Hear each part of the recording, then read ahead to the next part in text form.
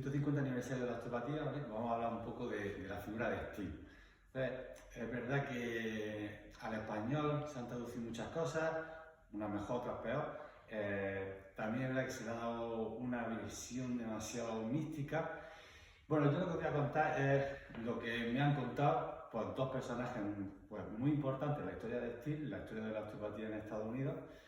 Uno no tuve la suerte de conocer a Jason, que es el director del Museo de Medicina Osteopática de Kirby, y entonces él hablaba de Steel como si fuesen colegas. Entonces cuenta muchísimas anécdotas y bueno, tuvimos la suerte de que nos contara un poco pues, todo lo que había en el museo, cuáles eran los manuscritos de Steel, cuál era la visión que tenía de Steel, ¿no? Y por otro lado, pues también conocí a Carol, que es la persona que ha hecho pues, el libro de Andrew Taylor Steel. Se tiró casi 10 años recopilando manuscritos, historias, cartas personales, historias de Estados Unidos. Y entonces, bueno, pues entre los dos pues nos hacen una idea más o menos clara de lo que era la figura de Steel, ¿no? Independientemente de que habrá otras versiones, otras líneas de Steel, pues que no nos pudieron contar, sobre todo por el tiempo, ¿no? Entonces, bueno, algunas veces cuando se habla de el nacimiento de la osteopatía, parece como que Steel se levantó un día y dijo, oye, ¿qué me voy a inventar esto? Y ni mucho menos fue así, claro. La idea de Steel parte de su padre, ¿vale? Que era predicador, y sobre todo de tres influencias muy grandes que en aquella época se le consideraba ciencia, que entraron en Estados Unidos desde Europa y que le hicieron ver un poco al cuerpo humano de otra manera diferente a como se tenía establecido en aquella época.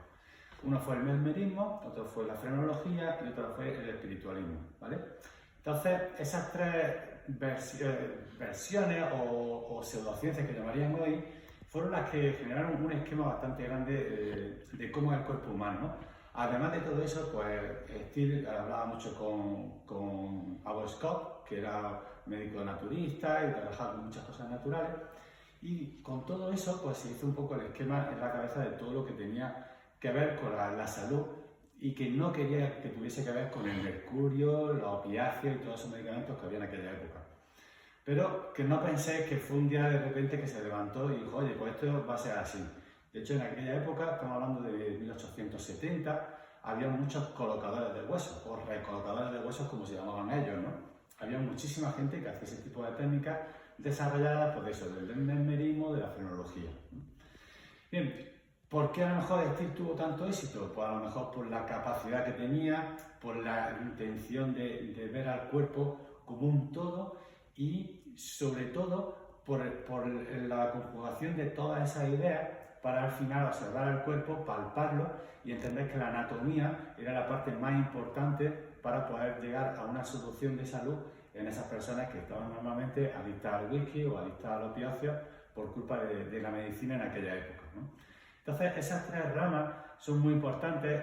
Es verdad que las traducciones, muchas de las cosas que hemos visto en español, no habla de eso, habla mucho más de la parte mística de los chamanes y de que estudió con los indios y todo eso, que no digo que no sea cierto, sino que es una versión un poco mística, un poco como que no se puede medir mucho y nos perdemos la otra parte, quizás más científica en aquella época, por supuesto, pero que hace más hincapié en ver al cuerpo, ¿vale? Y intentar resolver la duda que tenía en aquella época, que era la gran pregunta que ¿dónde se encuentra el alma en el cuerpo humano?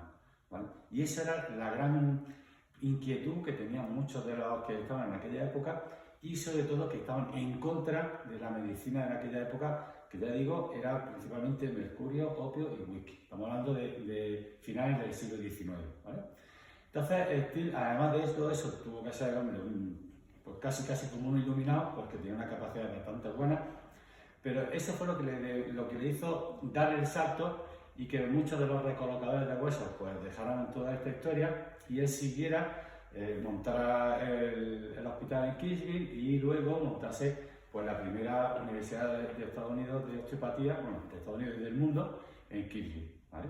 Entonces, la charla esta es para que tengáis en cuenta que hay relaciones de ciencias de aquella época que involucraron a Steel, que también la parte religiosa por parte del padre fue muy importante en la vida de Steel y que también el conocimiento y la comprensión del cuerpo humano pues fue fundamental para tener esa visión de anatomía que siempre hablaba él, ¿no?